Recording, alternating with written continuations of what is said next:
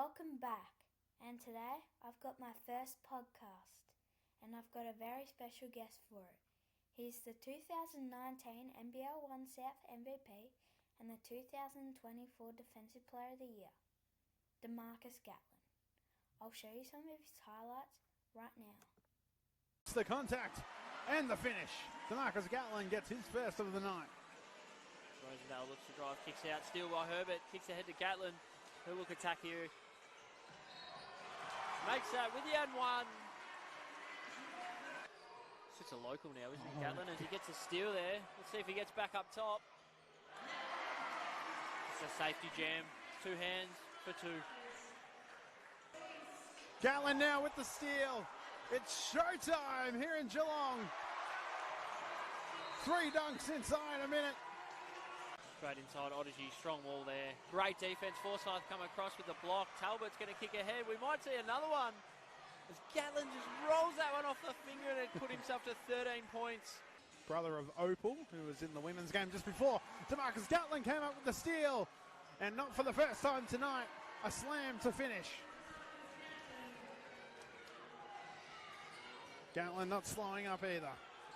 He's got the steal again. And the layup to finish.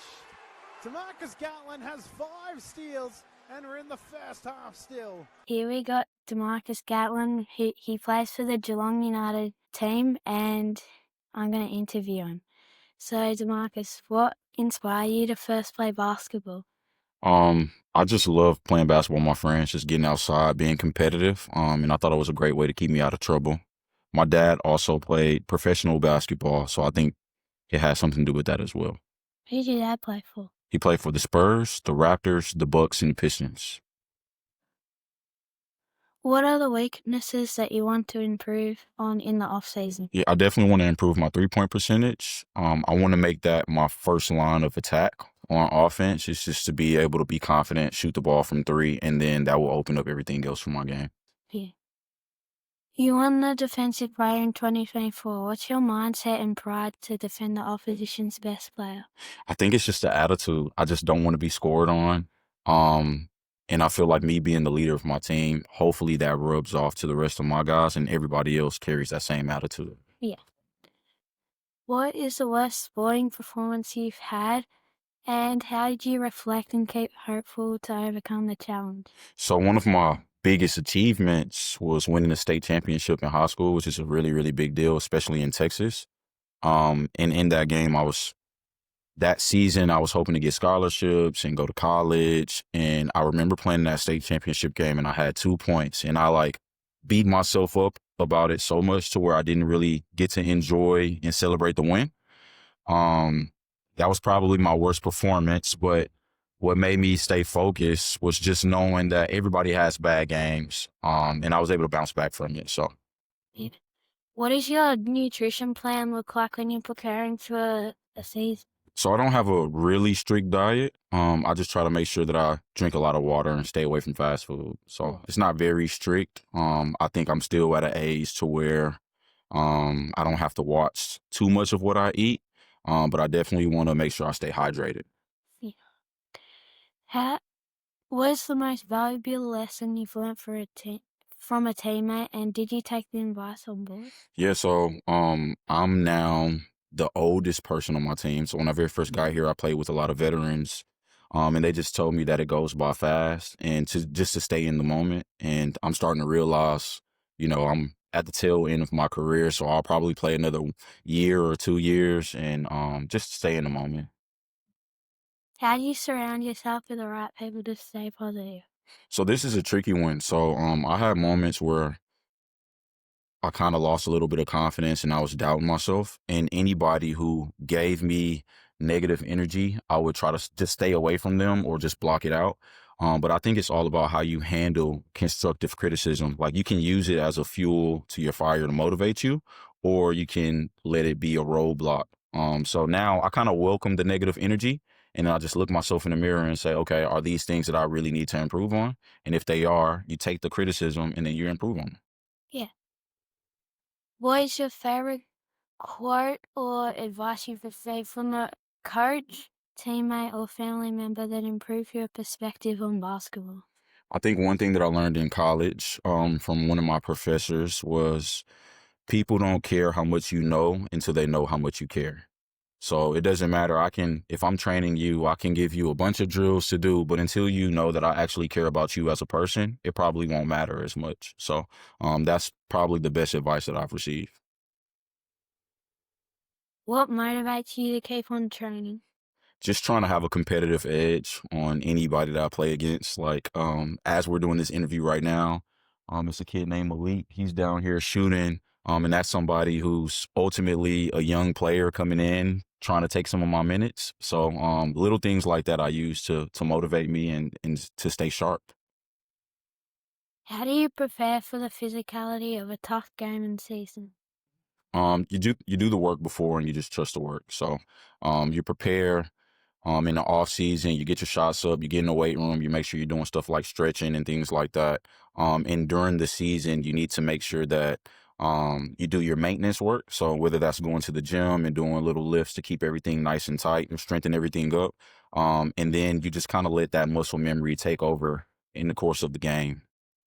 What is the hardest thing that you don't experience in college that you have experienced in 9 years of NBL1? I think one thing that a lot of people forget sometimes is that I'm out here alone.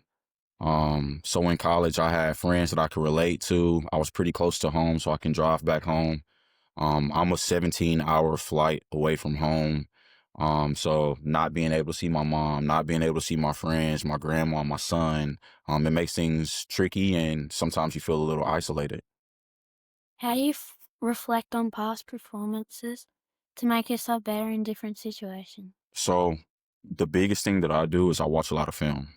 So if I watch film and I see how a team is guarding me and I know we're going to play them again and they're going to have the same game plan, I'll try to figure out where my shots will come from. And then I spend that week going into the game working on those shots. So that's how I prepare. How do you think the impact you've made on Geelong basketball will last in the future?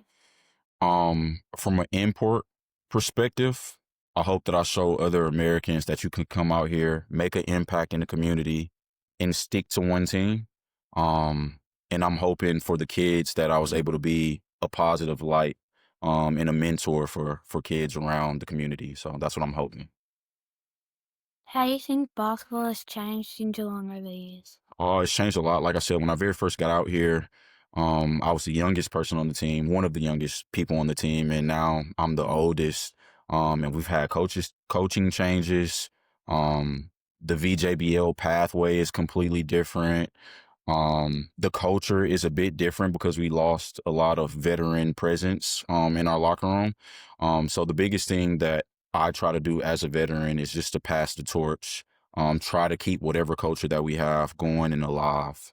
But it's definitely changed. Who was your favourite player growing up and the person who you modelled your skill set on? I don't think I really modeled my skill set on anybody in particular. But my favorite player of all time, like growing up, was Tracy McGrady. And now it's kind of switched a little bit towards LeBron James. I just like the way that they play. They can score, but they also make the right play for their team. How do you think you've developed playing in the NBL1? I think my development in the NBL1 has been mostly leadership qualities. I used to go back and I used to watch my film when I very first got out here. And I think I used to play with like my heart on my sleeve a little bit. So like my teammates made a mistake, my body language would drop, my body language was bad. And I think I was a little bit of an energy taker for my team by doing that. And also when you're doing that, you don't provide confidence with your teammates. So the biggest thing now is if they make a mistake or if I make a mistake, it's just to be upbeat, and stay positive so that, we're going to make mistakes, but I want them to stay positive so that they know that the next time the ball comes to them, it might go in or they're going to make the right play. And I think that's huge for a team trying to win a championship. If you could relive a moment in your basketball career, what would that moment be and why? Probably go back to that state championship game and just, even if I still had a bad game, just enjoy the moment. Like we won a championship and it was a big deal. And I was so caught up in being a little bit selfish and not playing well personally, that I don't think that I got to enjoy the moment fully. And I got one more question for Yeah. you. What's it like getting scared by Jazz Charlie? It wasn't that bad, but yeah, she definitely got me. Yeah. She does it. Oh my gosh, I wasn't that scared. It was a good scare though. So I was actually fixing a shooting machine, and they came out with a big trash bag full of basketballs, and it was like, "Hey, Demarcus, can you come grab this other bag of basketballs for us?" So I just went down there reaching, not thinking anything of it, and yeah, she got me pretty good. Yeah. So Thanks for coming on, Demarcus. I appreciate it. no problem. Great job. Thank you.